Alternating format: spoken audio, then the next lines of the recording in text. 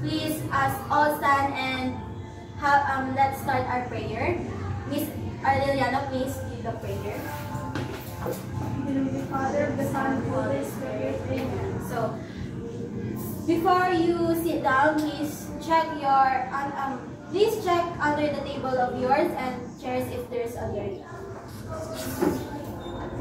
If not, you may sit. So, before we start our discussion for the day, I have prepared here a short activity. So the mechanics of the activity is, we call this activity jumbled letters but with a twist. So the mechanics is bubunot kayo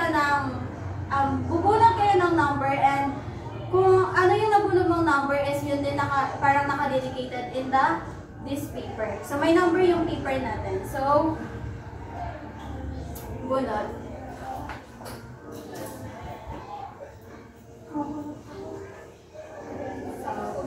He is the other. What's number is? Number 2.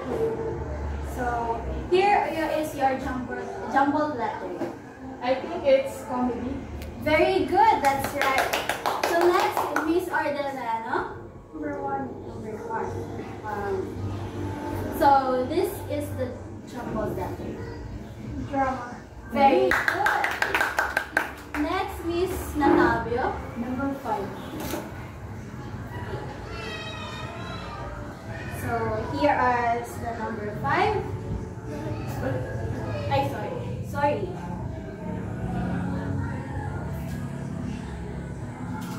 I think emotion. Very good, that's right. Thank you, Miss Natavio. And lastly, Number 3. number 3. So Miss Balas, what is this?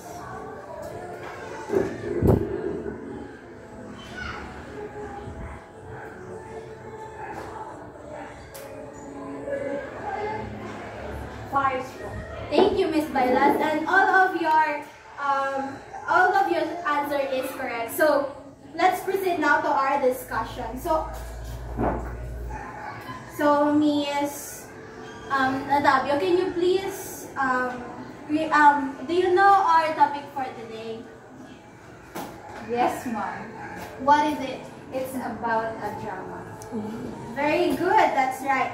So our topic for today is drama, but before this, here are learning objectives.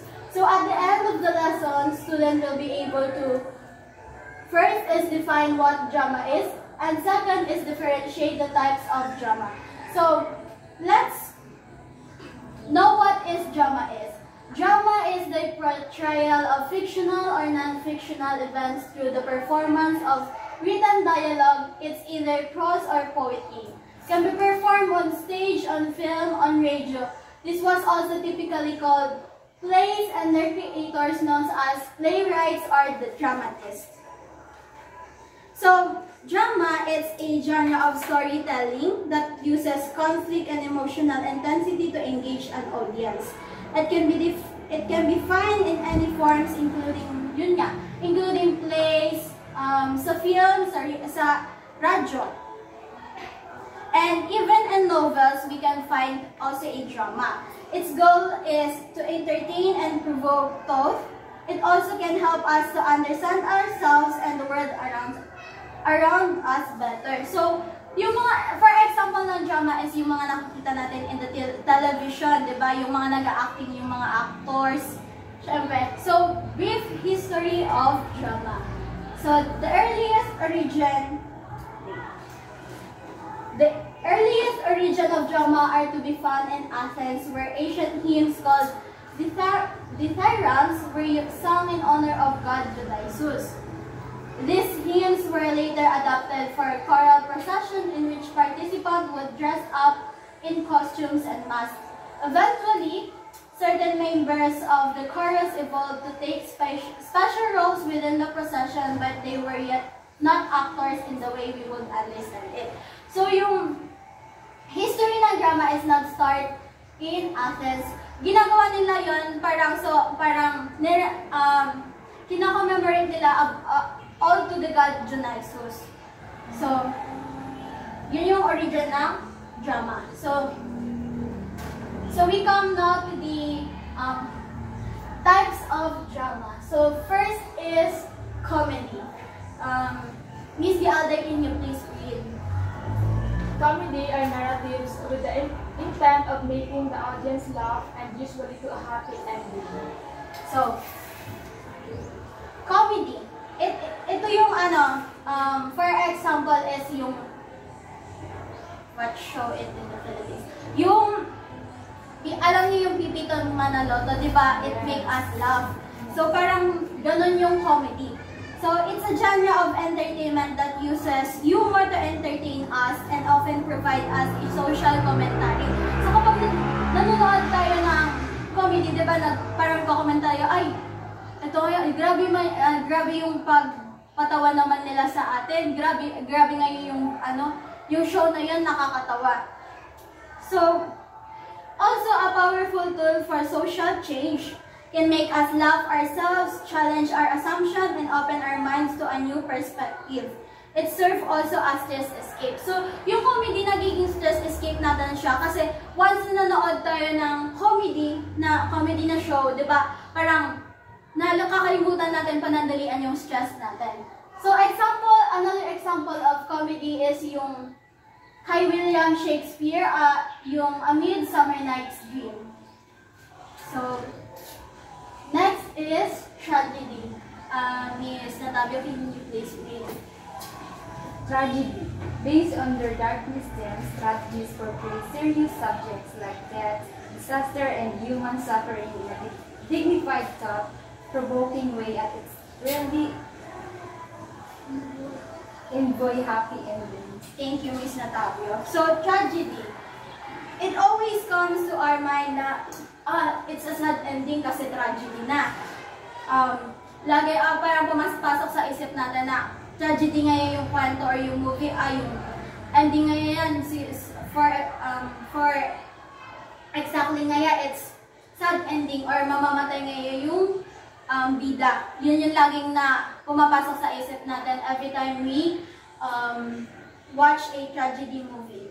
So, it aims to evoke a sense of pity and fear in the audience, pero sometimes it's also make the audience cry. So, may time talaga na nagka-cry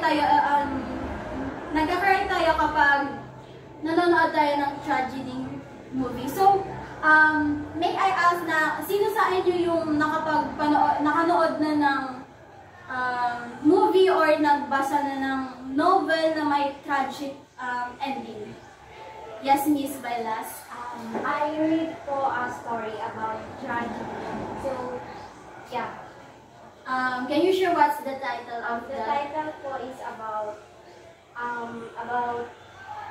asymptotic love story. This is about that one girl and one boy na nagmamahalan during Spanish era. And then his love is nagpal. So, hindi po sila nagkatuloyan dahil, ayun nga po, nagpalit po yung nagugustuhan niya. So that was very sad ending. Yung parang ma-relate ka in the story of them. So, also a reminder na tragedy is not simply about sadness. It's a powerful genre that forces us to confront difficult questions about life, death, and the nature of humanity. So, yung tragedy, hindi sa lahat ng oras is sadness yung ending niya. So, pero sometimes merong tragedy sa middle ng story, pero at the ending, happy ending naman pala. So, next is farce. So, Miss Natavio, can you please again? Farce. Featuring exaggerated or absurd from a comedy. A farce is an essential genre of drama in which characters intentionally overact and engage in slapstick or physical humor. Thank you, Miss Natavio. So, farce is parang farce is parang nagiging OA yung pag-act nila. The way they act or yung slapstick means nag-a-act sila to be clumsy or humorously embarrassing moment to make audience laugh at them. Yung actions nila dito is sadya talaga. Yung parang sinasadya talaga nilang gawin yung clumsy thing na yun para yung audience maging parang maging funny yung acting nila. For example is the Waiting for Godot by Samuel Beckett and 1980 Airplane written by Jim Grahams. Pero I know that this another example is, you know this, the Scooby-Doo, yung may aso.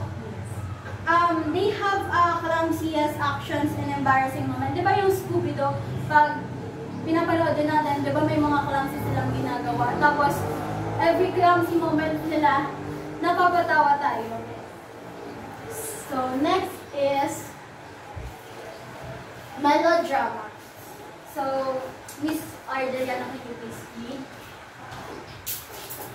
Melodrama meant to appeal to the audience emotions. The story is meant to be passionate and sensational, with characters portrayed using stereotypes and one-dimensional personalities. Thank you, Miss Ardeliana. So, melodrama is, it aims to entertain us and engage the audience on an emotional level. It is designed to make you feel whether joy, sadness, anger, or even fear. For example is the Octoron of 1859 and the Colin Bone of 1860, both by Dion Boucicault. Another example is, alam niyo yung in the Philippine drama, yung mga dramas in the Philippines, yung Kadenang Ginto. Yes. Yan. Diba sa Kadenang Ginto, nagiging, for example, yung nag-aaway. Tapos, yung isa is, nasa katwiran, tapos yung isa daw, yung siya talaga yung may kasalanan. Diba yung napipil natin, parang sasabihan natin, ikaw naman, siya naman yung may kasalanan, baka nagagalit. Ito parang nababaliktad yung sitwasyon. Tapos, tayo namang nanonood, magagalit tayo doon sa actor or sa kinagaganapan ng actor. May nafe-feel tayong anger, sadness, or even inis towards the character kasi nga dahil sa ugali na pinapakita nung pinoportray ng character. So, yun. So, lastly, we have here musical drama. So, Miss Bailas, can you please read? Musical drama. Form of drama where music, especially singing or dancing, is used along with dialogue and acting to tell a story. Thank you, Miss Bailas. So, musical drama. I think familiar tayo dito. So, this was a musical drama. This was blended with music na nag-create ng powerful and emotional change of experience for the audience. So, it's about enhancing the storytelling in a way na may parang, yung sinasabi nilang salita or yung mga words na dapat sabihin nila na i-act is parang in a musical way. Parang pakanta siya. Tapos, in that way, nadidepen yung parang emotional impact. For example is Song of the Lark by Willa Cather and Encanto. Do you know Encanto? Yes. Encanto, sorry. It's a musical film in 2021. So, di ba yung Encanto is, di ba may part na they dance sa part na yun. Yung, for example,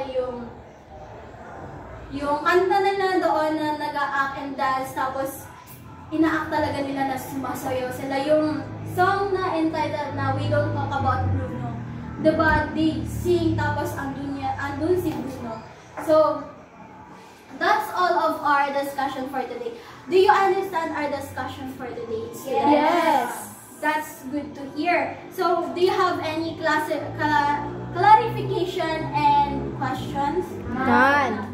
So, if there's no clarification and question, please ready for tomorrow. We will conduct a short quiz regarding for our lesson today. So, before we end our discussion, please stand up and let's have our closing prayer. Miss Bailas, can you please lead the Okay, Miss Natavio, can you please lead the prayer?